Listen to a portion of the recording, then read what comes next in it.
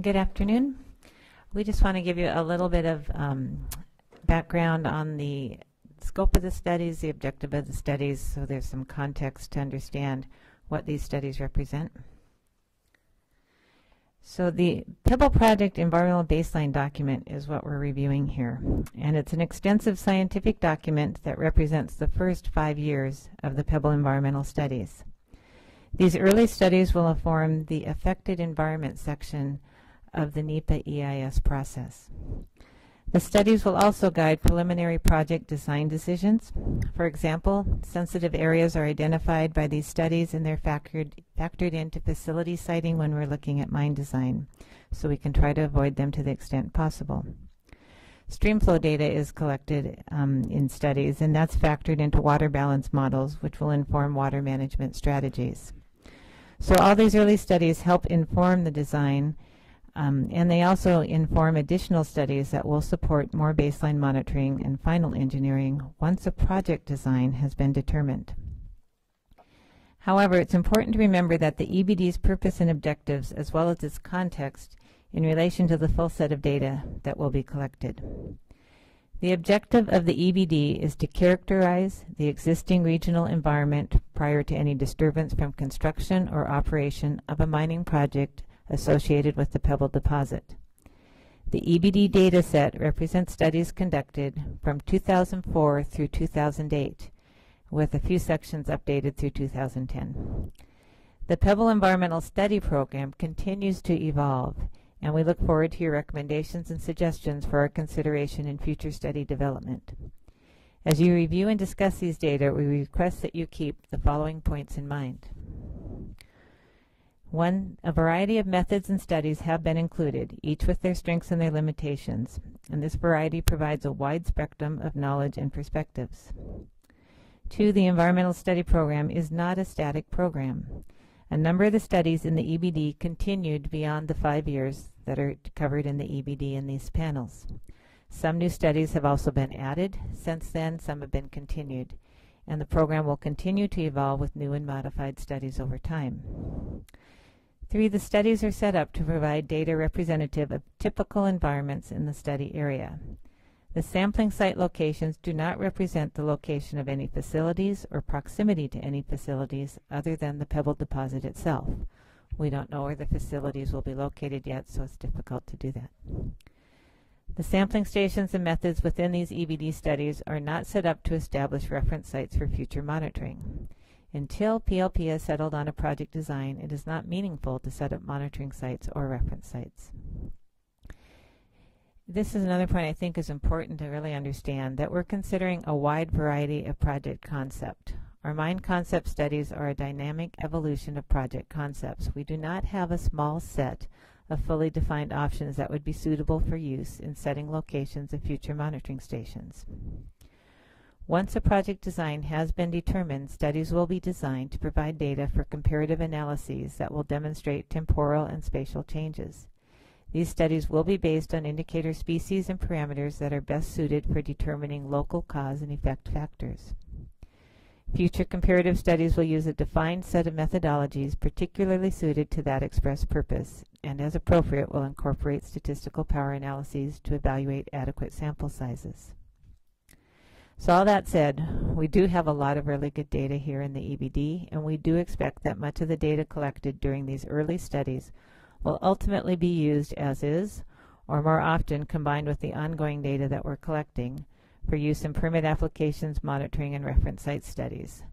But which data are used for those purposes, using which methodologies, at which sites, cannot be predetermined until we do have a project design. And Jane will come up and tell you a little bit more about the EBD and exactly the areas that it covers.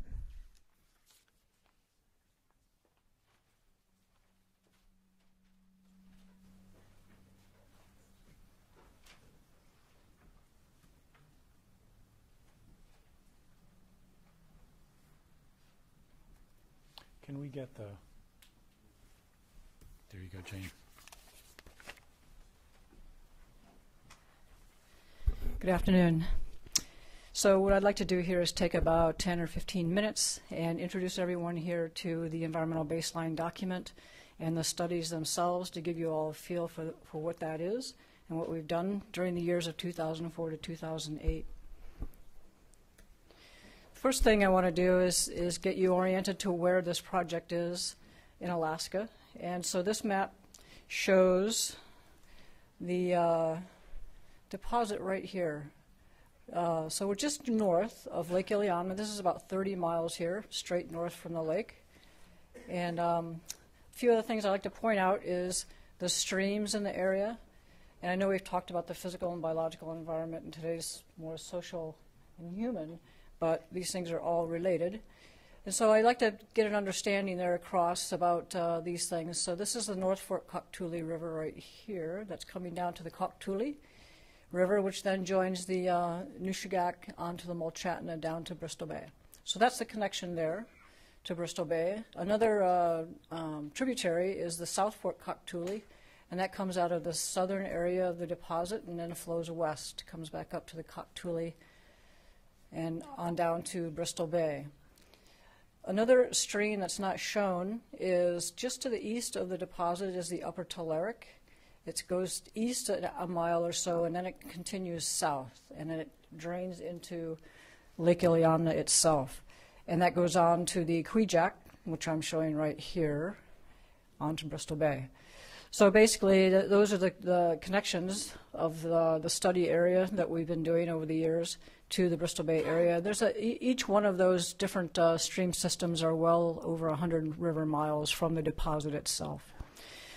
Other information we have on this map, as you can see, there's several parks and preserves in the area. It's mostly parks and preserves, and then this entire blue area, which is state land. And the project itself, Pebble, is on state lands, which is all this light blue. And this is also, the deposit is also in a mining district, an area set aside for mining. So now we've zoomed in, and you can see what we're at Lake Iliamna here. The deposit is up here in this area. And what I want to describe here is the study area itself. And this is really more depicting the physical and biological study areas. And so we start over here with this tan area here. We call that the mine study area. And that's how it's referred to in the environmental baseline document, just for ways of defining the different areas where we did studies. And then if we continue to the east, we have this yellow area here. We call that the transportation corridor, and that's how it's defined in the EBD. And out here we have, in the pink area, the marine studies, and those are on Cook Inlet, and also some of the transportation corridor.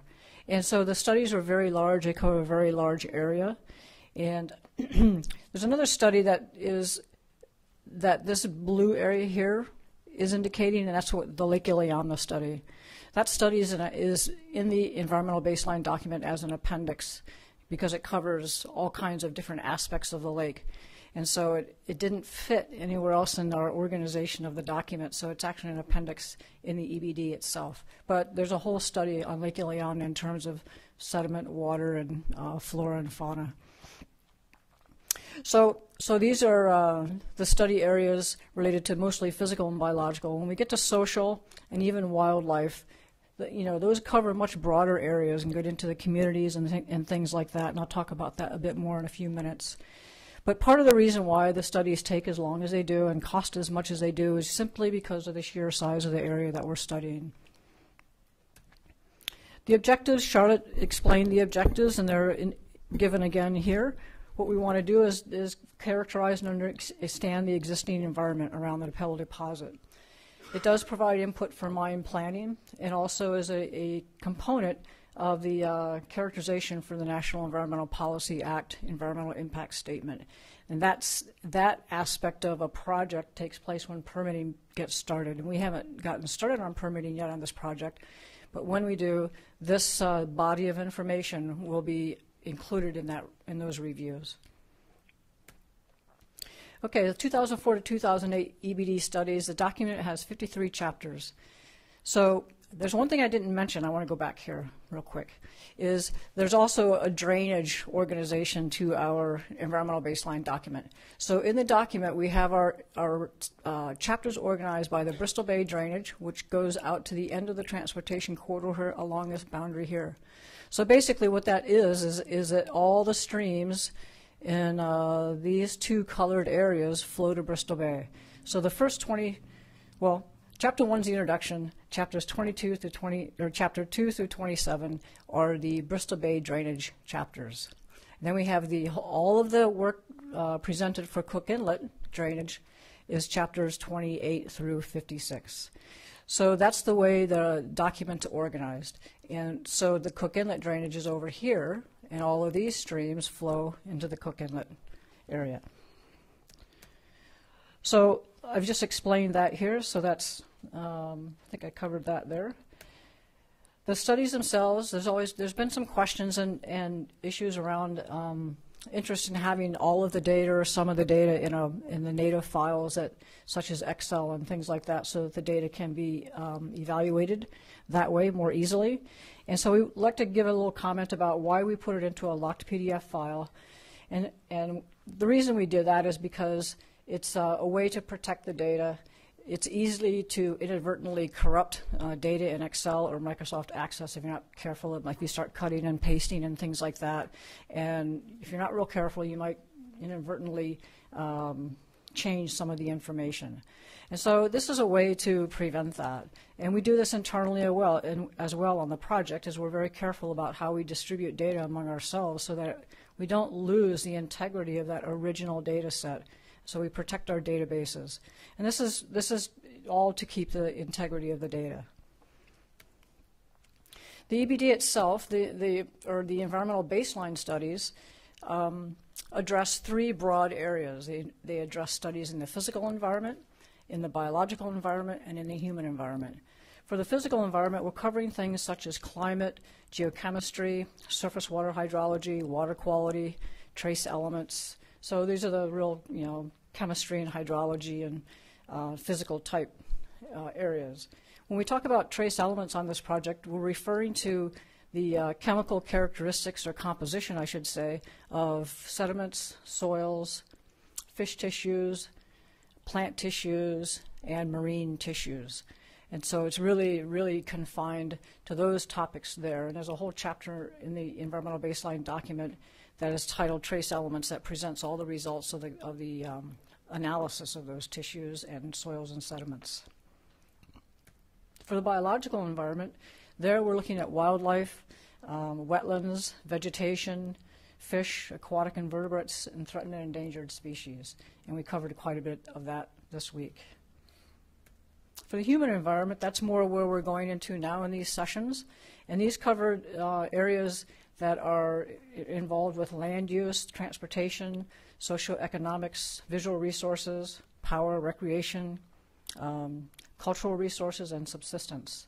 And many of these are done as kind of research desktop studies where the investigator will look at information that's been published about the area in terms of socioeconomics or land use, recreation type activities that have been there established over the years, and present that into the environmental baseline document to establish what those activities are. There's a couple exceptions. One is subsistence. For subsistence, the consultant actually does go into the communities and meet with people that live in the community and live in the area and use different areas for subsistence to gather that information and to come to an understanding of the use of this project area in terms of subsistence. So that does have a field aspect to it. And then the other one is cultural resources. For cultural resources, the consultant also goes into the field here and looks and surveys areas looking for artifacts and any evidence of prior human use over the historical period. So those things are field-driven type studies. There's a lot of people that have worked on this project, and I know many of you are aware of that, and that's been expressed many times. And so what I'm getting across here is that I don't expect you to read every word and to study this or anything. Basically, it's just summarizing all of the disciplines that we've covered in the course of doing the baseline studies. And then to your left are all the consultants that have participated in those studies. And the consultants are quite diverse in that they can be independent scientists, or they can be small firms here in Alaska or maybe in the U.S., all the way up to the multinational firms. And so there's a real range of expertise that we've engaged in across those different areas. And what we did in the project when we got started on this is we really looked for people who were experts in their respective fields and engaged them on the project. Some projects you can go to maybe to a single firm and they will have nearly all the expertise to cover many of the subjects. But what we wanted to do was get experts wherever they were and whatever company they worked for, and that was the approach. And so it resulted in many, many consulting firms, but we feel like it really, really has paid off and served us well to use that approach. The list continues. You can see there the continuing list of disciplines that we've studied, as well as additional consultants on the project. And then the last thing I want to point out, I guess, this is going through the other documents that we've produced besides the environmental baseline document. The document itself, 27,000 pages, the 57 chapters, very, very big. A lot of data, very complex. And so what we wanted to do is come up with something that would be a little bit more digestible for people. So we did two things. We prepared a technical summary, 426 pages, and that summary is literally a summary of every single chapter in the document. And the summaries range anywhere from 2 to 10 or 15 pages. So it's a way for someone to get at the information, get a good idea of what we did and what we found, without having to go to the really large, detailed document. The other thing that was done is that we prepared a document called the Pebble Environment, and this is more of an overview of our studies, and it's structured by the approach of the biological environment, the physical environment, and the human environment. And it's much more of an overview and just gives you an idea of what we did and what we found in less detail. And it reads more like a magazine article. So people can start wherever they feel comfortable and go as far into detail or not as they like and still come away with some understanding of the work. The document is on a website dedicated to the document. That's all it's on there, and that's this website here called Pebble Research. So if you go to that website, this is the home page. You'll see this here, and you can click on the link right here, and that will take you to all the chapters and sections of the document. And that's what this next page is here. So these are all links, kind of hard to read, but they're basically all the topics, etc., that go into the chapters of the document. So it's very accessible to those of you that want to look at the entire document. There's also links on the website if you want to go to that technical summary that I mentioned, and also to the Pebble Environment document. That's about 56 pages. So with that, I hope that you have a good overview of the studies that we've conducted, and we can go on to the rest of the session. Thank you.